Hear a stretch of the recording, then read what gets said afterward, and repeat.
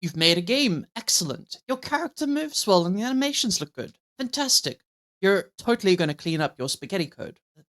Eventually. Now it's time to give your player something to fight. I was thinking about this because the time has come in my own project to do just that. The question I had asked myself is, how does one make a good enemy? What should they be able or unable to do? And here's the conclusion I came to. It depends. Okay, that's not particularly mind blowing, but an enemy should represent some aspect of the game and the challenge associated with it. We want players to learn how to deal with the obstacles we throw at them. A fantastic idea is to make your enemies have a portion of the moveset a boss would have, should you be making bosses. How do we get it there? Well, to understand this, I looked at a few games and how they did this, namely Dark Souls, Hades 2, Spyro, and Silksong. Each of these games are trying to accomplish different things with their enemies, with some overlapping similarities. Dark Souls is interesting because, especially in the first game, we've got what I consider to be reactive enemies and bosses.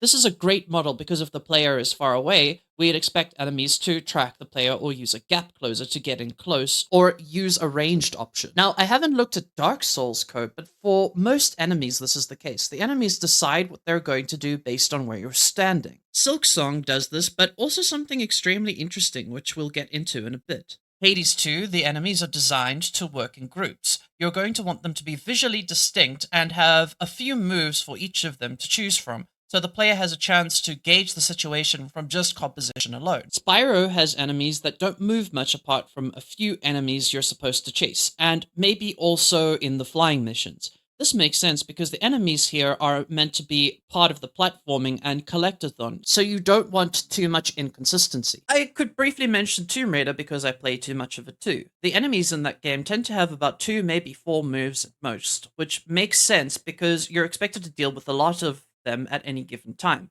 just like Hades. Now, Silksong enemies do something really interesting. For the most part, enemies in Silksong have a dodge or block attack, and after they do that, they'll launch a counter if you hit their block, sometimes more obvious than others. Here's the thing though. By the time they've blocked or dodged, they've already decided what their next move is. This means that reactive play is essential, as you're never going to fully be able to predict what the enemy is going to do next. There are openers that bosses have, and some reactivity if you stand too far away, but on the whole, it's very tough to know with certainty what an enemy or boss will do based solely on where you are. If you look at these examples, you can plainly see the different philosophies and how they work in practice. Dark Souls being rhythmic requires you to know what an enemy is planning. Later FromSoft games also added this kind of responsive AI. Hades 2 needs the player to be aware of everything an enemy might try to do at a glance. Spyro needs you to know more or less where the enemy is at all times for the platforming. And Silksong is fast and reactive, so enemies have to be as well. Also, ask yourself what types of enemies you'd like. Maybe fast enemies that essentially teleport, meaning the player will have to change where they're looking on a split second.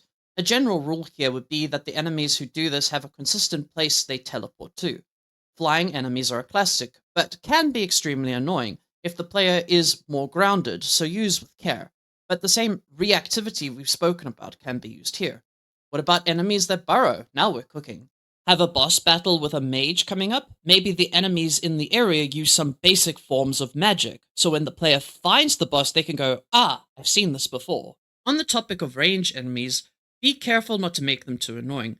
If they're constantly able to outrange you and dodge backwards, you'll never be able to get a hit in.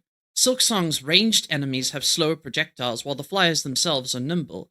The flyers and putrid ducks being an example of an enemy I think went a little too far, and there's bugs in Verdania. Incredible enemies have to be the Stilken from Bilewater, though. Their guerrilla tactics never fail to put a smile on my face when I'm there. There's also a lore reason why they are like this, so that's a huge bonus. Grab attacks are also a great tool, just be careful how long they stun you for. You also have to be extremely careful about putting enemies with grab attacks in rooms with multiple enemies. Speed, size, range, and mobility all factor into this. If you have a large enemy with a big hammer, you would expect them to move slower but deal large amounts of damage. Small, low damage, weak enemies are more of a hazard that complement a larger threat. So there we go, a brief look at a few games I think nail the enemy designs in their specific niches. It doesn't mean they don't screw up. If you've got some favorites, why not drop them in the comments? I'm sure there's thousands more examples of enemies being done right. Have a good week. Yeah, get consumed, you piece of